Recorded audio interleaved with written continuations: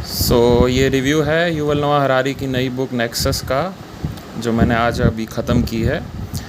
आप देख सकते हैं टाइटल में नेक्सस, और ये पिजन बना है, और brief history of information networks from the stone age to AI. तो बेसिकली ये है पेपर बुक एडिशन, और इसमें पिजन का भी मतलब इसमें बताया गया है कि पिजन क्यों यूज़ हुआ है। Basically pigeon Judeo Christian mythologies में अराउंड द वर्ल्ड भी as a messenger of peace, pigeon और डव दोनों को मतलब ऐसे सिंबल्स की तरह यूज़ किया जाता था as a messenger of peace, love, compassion. तो एक रीज़न वो है। दूसरा है कि पिजन्स को मैसेंजर्स की तरह भी यूज़ किया जाता था, कैरियर पिजन्स, आर्मीज़ से और दूर दराज जो नेटवर्क्स हैं बेसिकली मर्चेंट्स के या हाउस होल्डर्स के भी। तो पिजन्स मैसेज भी एक दूसरे से एक जगह से दूसरी जगह मैसेज भी ले जाते थे। तो that also plays into information networks. और brief history of information networks मतलब इसमें बेसिकली जो बुक का क्रक्स है वो ये है कि human history is basically shaped by information networks, not by individuals और purely by powerful states, but by the information networks. और मैं आपको दिखाता हूँ इसमें, जैसे ये है ये वाला जैसे डायग्राम आप देख सकते हैं कि क्या ये एक सही व्यू है इन्फॉर्मेशन को लेके कि जितना ज़्यादा हम इन्फॉर्मेशन कलेक्ट करेंगे किसी भी चीज़ के बारे में, क्या हम सीधा सीधा सच तक पहुंच जाएंगे और फिर उस सच को हम पावर के लिए यूज़ कर सकते हैं, या फिर उससे विजडम गेन कर सकते हैं। क्या ये व्यू इन्फॉर्मेशन का लेके सही है? फॉर एग्ज़ाम्पल मान लीजिए कोई भी फील्ड ले लीजिए, साइंस ले लीजिए, हिस्ट्री ले लीजिए, तो जितनी ज़्यादा इन्फॉर्मेशन हम इकट्ठी करेंगे क्या वो रियलिटी के बारे में हमें उतना ही ज़्यादा बताता है? तो इसको ऑथर कहता है कि ये नाइव व्यू है, ये थोड़ा फुलिश व्यू है कि ये इतना स्ट्रेट फॉरवर्ड नहीं है। वहीं पे दूसरी तरफ ये देखिए ये वाला, एक सेकेंड, हाँ, एक व्यू, सेकंड व्यू जो है, जो पॉपुलर व्यू है, पॉपुलिस्ट व्यू ऑफ इंफॉर्मेशन, वो ये है कि कुछ लोग ऐसा मानते हैं कि सारी इन्फॉर्मेशन पावर के लिए यूज़ होती है, पावर रिलेशंस के बीच में। बेसिकली जैसे किंग्स हो गए, टायरेंट्स हो गए, टोटलिटेरियन लीडर्स हो गए, हिटलर, स्टालिन, इस टाइप के लोग, तो ये इन्फॉर्मेशन को यूज़ करते हैं पावर के लिए। तो क्या, या मार्क्सिस्ट हिस्टोरियंस हो गए जैसे, कि सारी हिस्ट्री को पावर रिलेशंस के बीच में देखते हैं, और जिसके बाद जितनी इन्फॉर्मेशन कलेक्ट होगी उतनी ही पावरफुल होंगी। आज के टेक जायंट्स देख लीजिए आप, तो उस हिसाब से ये एक व्यू है इन्फॉर्मेशन को लेके। तो ऑथर ये कह रहा है कि बेसिकली ये दो व्यूज़ जो हैं, आजकल लोग इन्हीं चीज़ों में, इन दो व्यूज़ के बीच में फंसे हुए हैं। जबकि एक सेकेंड, जो रियल पिक्चर है ये देखिए, ये पहला वाला इमेज था। Real view according to the historian युval नोआ हरारी, वो कुछ ऐसा है कि इन्फॉर्मेशन हमें ट्रूथ तो बताता है किसी भी चीज़ के बारे में थोड़ा बहुत, जैसे साइंटिफिक थ्योरीज़ हो गई, डार्विन की थ्योरी है एवोल्यूशन को लेके। तो जैसे जैसे हमें और इन्फॉर्मेशन मिल रही है ऑब्जर्वेशन करके या एक्सप्लोर करके, तो हाँ, हमें बिल्कुल एक सच तो रियलिटी के बारे में पता चल रहा है कि कैसे actually life on earth evolve हुई है। और but on the other hand वो ऑर्डर की तरह भी यूज़ किया जाता है लोगों से कि एक नया ऑर्डर इम्पोज करने के लिए। डार्विनियन व्यू में आप सोच लीजिए कि it explains the genetic diversity of humans. अब पॉलिटिकली उसको कैसे एक्सप्लॉइट किया जाएगा या एम्ब्रेस किया जाएगा, it depends on the order of that society. Liberal order है, कंजर्वेटिव ऑर्डर है, जैसा भी। सिमिलरली अब ये दोनों चीज़ें can lead to how power is distributed in that society, या फिर how wise that society becomes after discovering that truth. तो ये बेसिकली इस बुक का क्रक्स है, ये डायग्राम, कि कैसे information can lead to both these things and both these things in turn can lead to both these things. Unfortunately जैसा ये कह रहे हैं कि काफ़ी जो टेक जायंट्स हैं, इंफॉर्मेशन एआई नेटवर्क के जो जायंट्स हैं, टेक इंडस्ट्री के जो जायंट्स हैं, टेक्नोक्रेट्स हैं, उनका मानना ये है कि भाई जितनी ज़्यादा इन्फॉर्मेशन आप कलेक्ट करेंगे उतना ही ज़्यादा आप ट्रूथ की तरफ बढ़ेंगे और उतनी ज़्यादा आप विजडम की तरफ बढ़ेंगे। बट ये इतना स्ट्रेट फॉरवर्ड है नहीं। अनफॉर्चुनेटली कई बार इन्फॉर्मेशन बहुत ज़्यादा कलेक्ट करके ट्रूथ नहीं ऑर्डर को ज़्यादा सपोर्ट करती है। बेस्ट एग्जांपल इसमें बार बार रशिया का दिया गया है कि जैसे स्टालिन के टाइम पे, इवन पुतिन के टाइम पे, कि information was being controlled to impose order on the society, और ट्रूथ का उससे ज़्यादा लेना देना था नहीं। डार्विनियन एवोल्यूशन के अगेंस्ट में रशिया में जैसे लाइसेंको करके एक साइंटिस्ट था, उसकी थ्योरी को ज़्यादा पावर दी गई बाय स्टालिन, और उसका ट्रूथ से कोई लेना देना नहीं था, उसका ऑर्डर से लेना देना था। और स्टालिन ने वो सारी इन्फॉर्मेशन को यूज़ किया अपनी पावर बढ़ाने के लिए। उस सोसाइटी में कोई विजडम, कोई लर्निंग नहीं हुई बेसिकली।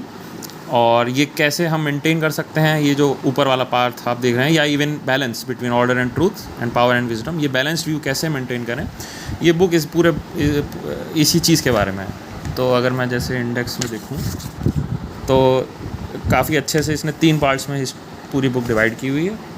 पार्ट 1 में ह्यूमन नेटवर्क्स हैं कि हिस्ट्री में कैसे बेसिकली इंफॉर्मेशन नेटवर्क्स का एवोल्यूशन हुआ है।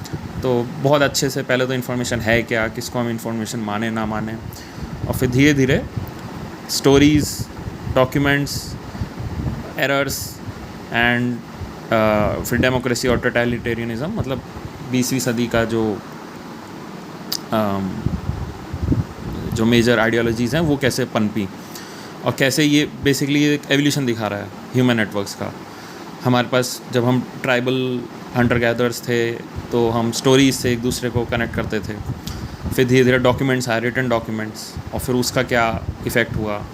और एरर्स कि कुछ इंफॉर्मेशन नेटवर्क्स में अपने को सेल्फ करेक्ट करने की कैपेसिटी थी, बट कुछ में नहीं थी, और जिनमें नहीं थी basically they considered themselves to be infallible, कि हम तो कभी गलत हो ही नहीं सकते।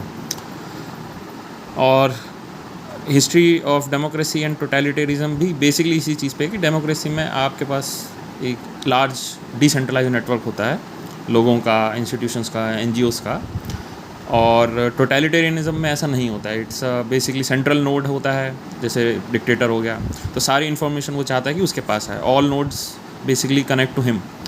तो they basically live in this fantasy of infallible, कि मैं सारी इन्फॉर्मेशन रखूँगा और मैं सारी इन्फॉर्मेशन को प्रोसेस करूँगा, जो कि पॉसिबल नहीं है।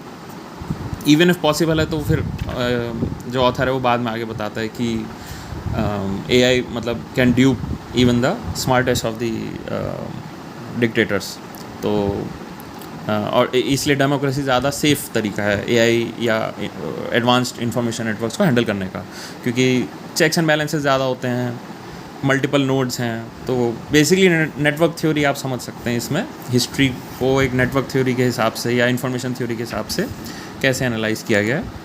फिर द इनऑर्गेनिक नेटवर्क में वही जो AI है, कैसे AI का जन्म हुआ, और प्रिंटिंग प्रेस, जैसे जैसे नई नई टेक्नोलॉजीज़ आई इंफॉर्मेशन टेक्नोलॉजी को हैंडल करने के लिए, वैसे वैसे सोसाइटी में क्या क्या चीज़ें आई।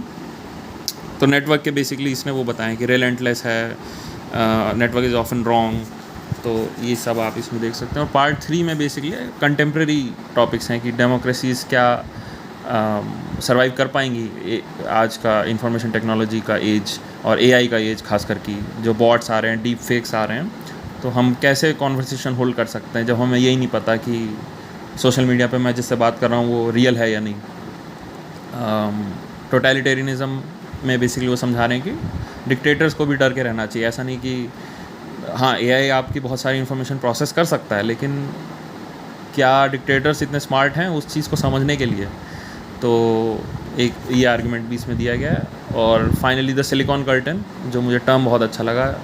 जैसे कोल्ड वॉर के टाइम जो जर्मनी था, it was divided by the iron curtain in east and west Germany. और ईस्ट जर्मनी में USSR का रूल था, बेसिकली कम्युनिस्ट रूल, और वेस्ट जर्मनी में लिबरल रूल था, थोड़ा कैपिटलिस्ट टाइप का सिस्टम, डेमोक्रेटिक रूल। तो वैसे ही कहीं हम सिलिकॉन कर्टन की तरफ तो नहीं बढ़ रहे हैं कि कहीं जैसे चाइना है, उसके AI को लेके रूल्स अलग हैं उस सोसाइटी में, तो हो सकता है उनका AI जल्दी डेवलप हो जाए कंपेयर टू जहाँ पे राइट टू प्राइवेसी को ज़्यादा महत्व दिया जा रहा है। तो वहाँ पे शायद AI उतनी जल्दी डेवलप ना कर पाए, क्योंकि AI को डेटा चाहिए।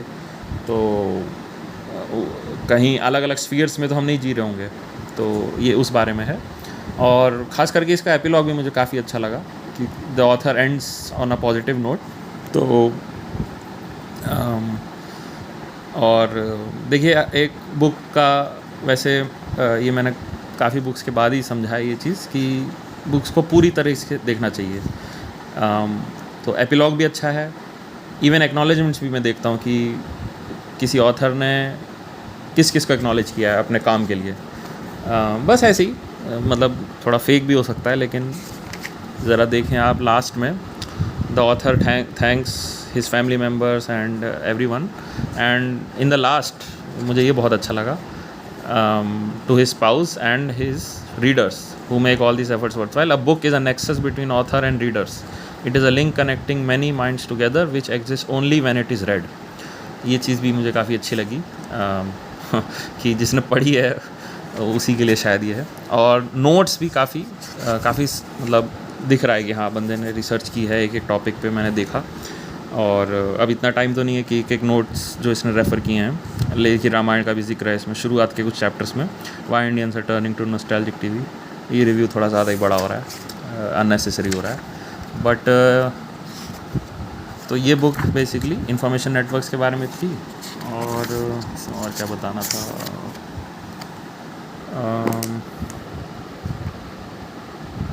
हाँ, और बेसिकली हिस्ट्री के काफ़ी लेसन्स इसमें आपको मिल जाएंगे। एक चीज़ जो मुझे थोड़ी कम लगी इसमें कि ज़्यादातर जो हिस्ट्री के लेसन्स ऑथर ने यूज़ किए हैं वो रशिया, टोटलिटेरियनिज़म, नाज़ी, हिटलर, और मतलब आई कैन अंडरस्टैंड, मतलब एज अ जूइश राइटर उनके लिए हिस्ट्री कितनी इंपॉर्टेंट है।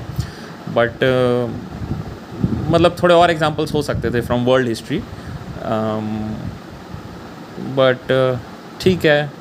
I think author wanted to make the most extreme case, तो वो हमने पिछली सदी में देखा ही है कि हाँ हिटलर और स्टालिन और तो द हॉलोकॉस्ट हुआ, तो ठीक है, उससे एक्सट्रीम एग्जांपल भी शायद प्रेजेंट करना कंटेम्प्रेरी टाइम्स के लिए मुश्किल होता।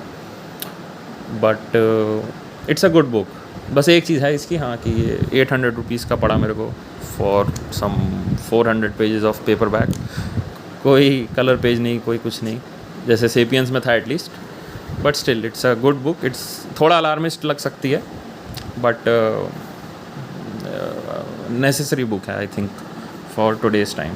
ओके।